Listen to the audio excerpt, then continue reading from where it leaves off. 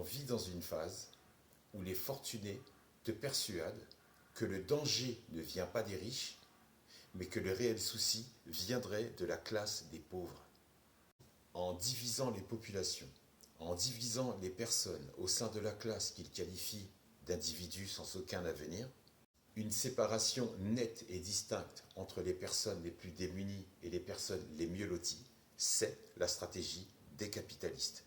Ils ont réalisé que s'ils ne divisaient pas les pauvres entre eux, il y a de fortes chances qu'ils se rassemblent. Il y a de fortes chances qu'ils s'unissent et qu'ils deviennent plus forts en déjouant les manigances de ceux qui se gavent.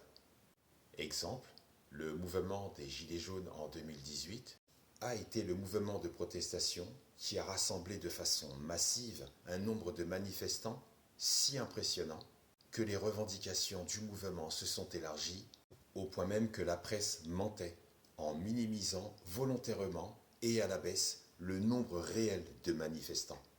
Mais face à l'ampleur de ce mouvement, qui a réellement effrayé le gouvernement et tous les milliardaires qui gravitent autour, ils l'ont cassé par tous les moyens nécessaires et essentiellement par des réponses très violentes.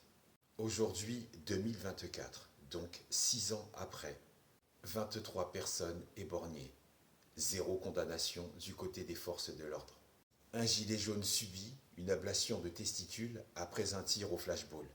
Un homme de 60 ans, blessé au crâne, par une grenade lancée par les forces de l'ordre. Et 0 condamnation de leur côté. Les moyens et l'extrême violence policière employée et déployée pour détruire le mouvement des Gilets jaunes, car il a vraiment semé la panique au gouvernement et chez tous les puissants. Ça a été le mouvement né sur le terreau des inégalités. Toute la France, tous ces gens réunis, qui se battent et qui partagent une colère commune contre ce système d'inégalité, dans toutes les hautes sphères, ils ont flippé. Ils ont vraiment fait dans leur froc. Donc en haut, ils se sont dit, opposer les pauvres aux riches, ça craint. Effectivement, ça craint pour eux. Donc en France, on casse tous les mouvements qui vont dans ce sens et ils créent la division en opposant pauvres contre pauvres. En t'induisant aussi dans l'erreur. Par exemple, si tu travailles, on te persuade que tu travailles pour pas grand-chose, alors que celui qui perçoit le RSA gagne 3 fois plus que toi. C'est bidon, mais ça marche. Les salariés et ceux qui perçoivent le RSA s'embrouillent entre eux et ne pensent plus à lutter contre ceux qui sont à l'origine de cette division. Donc les argenteux, les privilégiés et tous ceux qui sont à la tête des médias. Plus encore, ces médias qui leur appartiennent, ils en créent d'autres encore plus influents pour te diffuser toute la journée que la fracture sociale et les maux de ce pays sont liés à la classe ouvrière, sont liés à la classe populaire, à tous les fauchés, les pauvres, les nécessiteux. Bref, ils choisissent et ils sélectionnent là où ils veulent taper, là où ça peut faire mal. Tous ces médias sont détenus par des capitalistes. Ils t'amènent des débats hébétés, idiots et inutiles sur les plateaux télé pour que tu te concentres sur les sujets qu'ils veulent t'imposer. Des polémiques absurdes pour masquer la situation réelle et catastrophique du pays et que tu ne te focalises plus à l'essentiel en France, histoire que la réalité devienne une suite de blagues ou de parodies. Dans un mensonge, plus un mensonge, sur un autre mensonge, pour que la masse, dans son ensemble, prenne ça comme une vérité. C'est leur stratégie. Cette stratégie manipulatrice abrutit et anesthésie la masse à tel point que certains se disent que le danger en France, c'est le voile, que certains se disent que le danger en France, ce sont les immigrés, puisque les médias te disent que les conditions de travail en France sont excellentes, et donc, pour toutes les classes qui souffrent, leur faire oublier qu'il faut voter ou lutter pour leurs besoins ou leurs intérêts économiques. Te faire oublier tout ça en t'introduisant dans la tête que l'interdiction du port du voile, c'est une priorité nationale qui va redresser la situation en France. Ensuite, dans leurs recettes, des polémiques fortement médiatisées, tout comme l'immigration diffusée de manière extensive. Ça fait diversion et le peuple n'est plus en colère contre le gouvernement qui est toujours en place. Et ainsi, il dirige ta pensée sur ceux que toi tu dois détester, en l'occurrence les immigrés ou les musulmans. Ils ont un train d'avance pour influencer l'opinion publique et diriger ta pensée sur ceux que tu devras prochainement détester.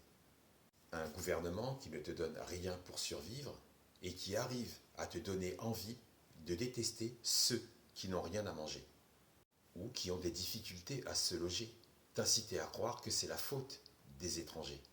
Encore un truc qui bave et qui sort de la bouche des politiques, la méritocratie. Mais qu'est-ce que c'est que cette daube, cette arnaque? Depuis le concept travailler plus pour gagner plus en 2007, tu bosses dur à t'en péter la santé.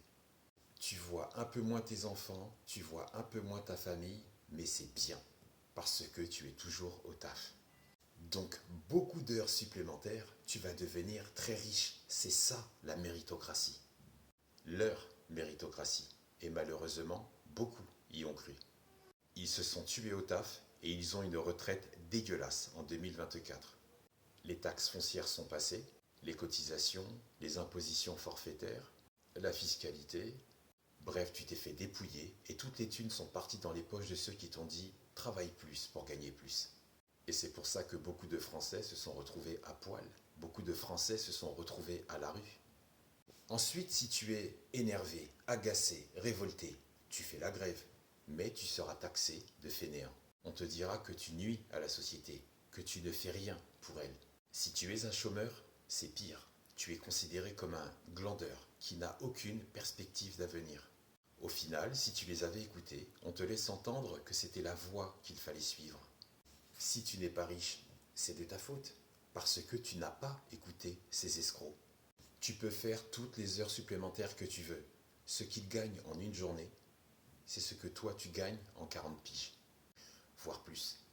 Donc une fois qu'ils ont logé cette idée dans le crâne de la population, les pauvres n'iront plus se battre contre le gouvernement actuel, puisqu'ils vont à leur tour penser que c'est de leur faute s'ils sont pauvres, alors que les riches ont besoin de salariés qui se tuent au travail pour continuer à se gaver. Donc tout le monde devient fautif, sauf les riches. C'est la tournure et le lavage de cerveau continuel qu'on diffuse en permanence sur les médias, les réseaux sociaux également et tous les autres créneaux de communication. Ça pèse pour eux, ça leur permet de prendre le contrôle et le peuple ne se bat plus contre eux. Et le gouvernement gagne la partie. Tous les riches, tous les capitalistes, tous les privilégiés gagnent la partie. Mais jusqu'à l'arrivée d'un nouveau et véritable réveil collectif.